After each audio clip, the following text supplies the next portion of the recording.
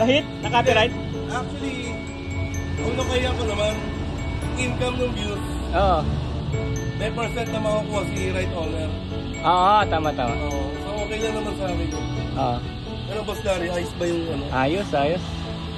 Pati pala yung clearance dito ginawa? Before kasi, single seater lang to. Wala tong retracted seat. Oo. Kaso gusto niya magkaroon ng angkas. Oo. Kaya yan, ginawa. Ayos na yan? Ayos na? Oo, pinipinish ko na lang.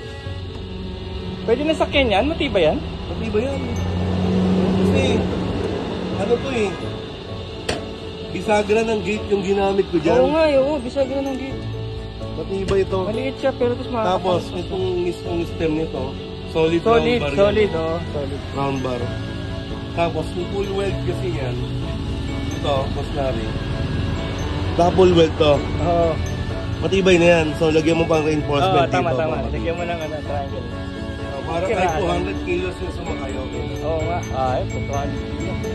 Tapos yung pinakabita dito sa ilalim, ito, this is solid na flat bar naman yan na makapal. Ayan o. Pending. Para hindi siya, pag ginubuhan ko, kasi yung puwersa nito mag-ano mo. So hindi siya magmawasak. Tapos may salo kang para. Pantay na pantay.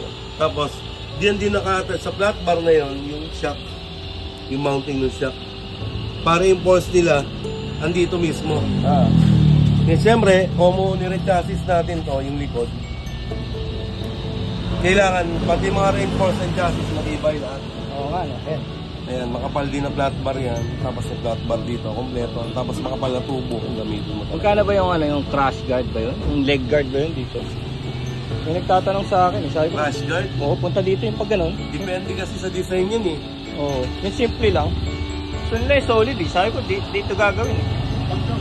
Ayaw nila yung binibili.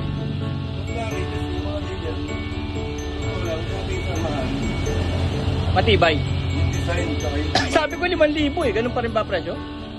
5,000 pa rin? Alam ko 5,000 eh. Kasi may mura sa, sa online pero pangit eh. Manipis. Inakalawang din. Ako nga mga ganun. Gagamitin mo solid o hindi pa rin? Tubing pa rin na makapal, no? Makapal na, tube. Kasama ko sa trabaho, gusto niya.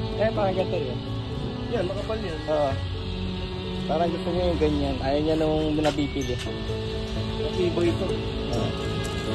Kasi may nabibili, tig 1,000 lang. Sumemplang na yan, di man nagbago yan. Oo nga. Tsaka na-protection na din yung rider pag sumemplang. Sumemplang na yan. Yan lang ang naging pero yung tumupe, nagbago yung forma. Ito, magkano ginabot nito, Boss Ricky? Nasa yan? Kasama itong likod? Oo, kasama ito. Nasa 20. 20? Pero hindi binago chassis, ito lang. Binago chassis. Oo, bago chassis. Bago chassis. Kasi tapos na ito before. Oo. Ngayon, habang nililinis ko, nire-repaint, yung chassis, puro kalawang yung loob, napubutas. Oo. Yung pimiyari, sabi ko, mahina din chassis, pinalitan namin ang buong likod. Aha, para reinforce na. Hindi mo ma-achieve tong gantong forma kung hindi ka mag-direct chassis. Tama. Tapos mag-extend ka ng swing arm, mag-resize ka ng tire. Nakita yung ginawa mo kay Renz, grabe oh. Ibang-iba. Ibang-iba yung tsura niya. Sabi sa'yo, Boss Larry, magkuha ka na ng Classic 250 at yan ay gagawin natin budget sa'yo. Kumuha ako ng Rouser 200. Pero may kasama ako sa trabaho, naka siya 152. Sabi ko dalhin dito kasi customize, bagong-bago yun. May brand din yun. Tinupuan yan. Ito nga yung yan. Ay, yan yung dating pina-reinforce mo. Ang problema kasi, nung nililinis ko ko na, nakumod yung Ah, ilalim. hindi maganda yung ano, yung dating bakal, manipis. Nabulok na. Kaya pinalitan pala nito. Oh. Ngayon, kung ipilit, baka mamaya maputol. Oo, nakasakay siya. Oo, sa accident by nangyari, yung bandang ilalim, wasak na yung singar, bulok na rin. Kaya nag-mori talk yung singar nila. Kaya taga na botas kasi ito. Ay, ano ron, maalat dun. Hangin yung tignan nyo yung ano, siding niya. Yung ang boss rate yun. See? Hindi kinakalawang yan, stainless eh. Pero hindi pa rin Siding tayo ko. ano, parang kinakalawang pa rin sa siding. Custom na custom build. Lalo na yung sa cambio, sa pa. Ayun pa ibang trabaho, ayun pa ibang gagawin oh.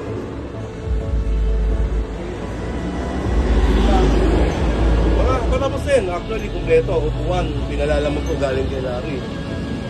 Ngayon, pagdating dito, nung nililinis ko na nga yung frame para i-repaint dito na, doon ko nakita bulas ko. Nag-decision agad ako. Tinawagan ko yung may-ari, sabi gawin ko na kung ano yung magandang gawin. Ginat ko agad yung chassis. Nilatagan ko agad ng tubo, sinukat ko. Reinforced to, no? Ni-reinforce pa talaga. Actually, may tubo yan na nakasabay sa loob. Ah, may solid oh. Bukod yun, eto pa. Ito pa, triangle. Ang reason kasi nun, eto kasi itong mga portion na to ng frame, plasado yan. Kaya tibayan mo na. Pero dapat pala talaga ganun ano? Dapat ganun ano? Dapat buksan to ng pag ganun tapos pag ganun. Ibang balagungan man ng customer, hindi niya, ayun clearance lang eh. Hindi, tsaka, oh, yung keres maganda. Ganda ng forma Tinibayan ko niya. lang ng screen. Nagulat nga ako, isabi ko, yan pala yun nandun sa ano? Yung taba nitong tubo na to, nagsuot pa ako ng isang tubo. Kasi magmula rito, diniretso ko yung clearance dito. Kaya may top box siyang malaki. Tontawa siya eh. Adventure bike eh. Ang laki ng gulong nun ah. Pinwersa mo no? Ilan yun? 160? 160 no? 170 yun. 170. 19 yung harap nun, 120. Tuwan-tuwa naman si Ires eh. Tuwan-tuwa siya. Yung malalaki talaga, pang Ito, racing. 2 Ay, years sa'yo, na yan. manipis, oh. Dito sa nangyari nito, yung kadena na yan. Since ever, hindi siya nag-adjust. Sa akin din eh. Oh, yan. Pwede pala na yun para sa Honda. Ito lang yan, oh. Pero wala nang apakasa dito sa likod yan. Ay, nalis mo na. Oh, para isang preno ka na lang. Honda. Ganda, combi quick. Hindi ako sa Shopee ng Ah, bumili ka. 1751. Ang Oo. supplier niya niya si Henry Ang. Ah, siyempre. Mahigpit oh, sobra. Yan yung 1751. Ngayon, yung gusto Ah, na may mga- tight siya, may tight may low. Hindi, kasi nga itong Classic 250, pag dumadapang ganun niya, pag ginanon mo yan, maluwag. Oo. Pag nagbalik ka ng shop na mas mahaba sa isa, in-adjust mo, sakto kuwari. Pag sinakyan mo, umiigpit. Alam mo anong masisira sa ikan doon? Transmission. Ay, oo, kasi biglang mahigpit Hindi. din sa Megdo. No? Yun ang Mahigpit eh. masisira. Pwepwersahin niya eh. Kaya kami, Duwagan mo yan. pag pumupunta ang customer dito, basta kami na ang gandang bracket ng tela ha, saka siya. Sabi ko, tinatapat ko na. Kung ayaw mo masira ang buhay mo. Okay, ganito. Pag in-adjust natin yan ng tama, sasakay ka, saka ko i-adjust.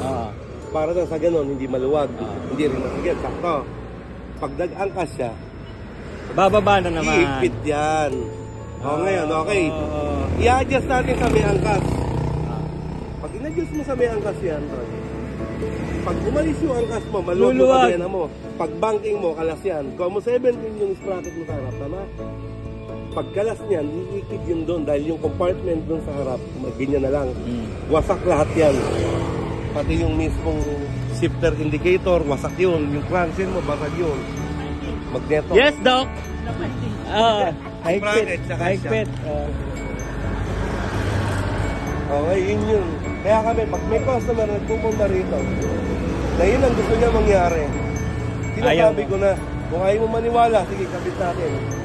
Total, babalik ka rin naman dito eh. Ang nasisira kasi dyan, boss, yung transmission. Yung supply ng transmission, at saka yung bearing sa loob. Nahihiklat yun pag humikit yung kadena. Oh, diba? Oo nga, no? Tapos pag sumakay ka, may wala pit yun doon. Oh, sakay ka. Oo, diyan. Oh. Sobrang tight. Eh pag naglalaro pag Pag umangkas ako, lalo na, sige. Oh, yan. Oh, wala na. Kawasak na Ang yun. galing mo ah. Yun. Kasi malambot to eh, no? Kaya Soft sa shock. malambot, Boss Larry, mali yung setup ng sprocket niya na pinipilit talaga nila. Kami hindi kami gumagamit. Kasi pinaligos ko, yung first day sabi ko, hindi ko pinableed. Hindi niya pinableed. So binalik ko ng back. Sabi ko, papabad ko ko.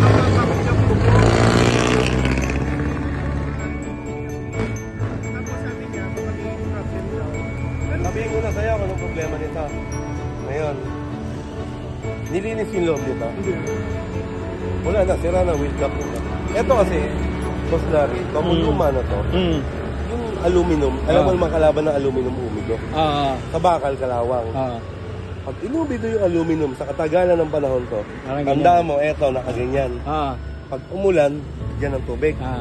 So, pag kinain ng aluminum ng humido, mababawasan yun. Diba? Mawawala yung fitness ng wheel cap.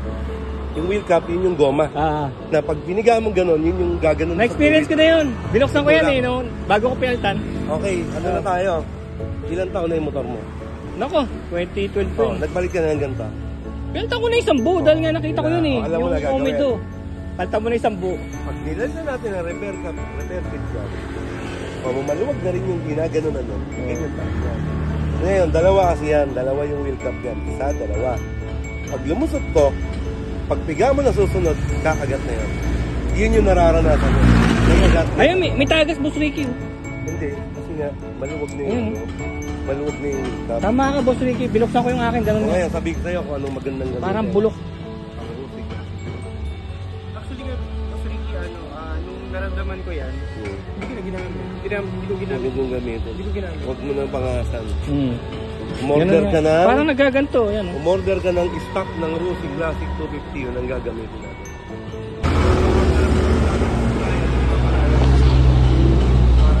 Ganda forma. Custom din, oh, sa likod, oh. Kono ha, gawang kono ha rin.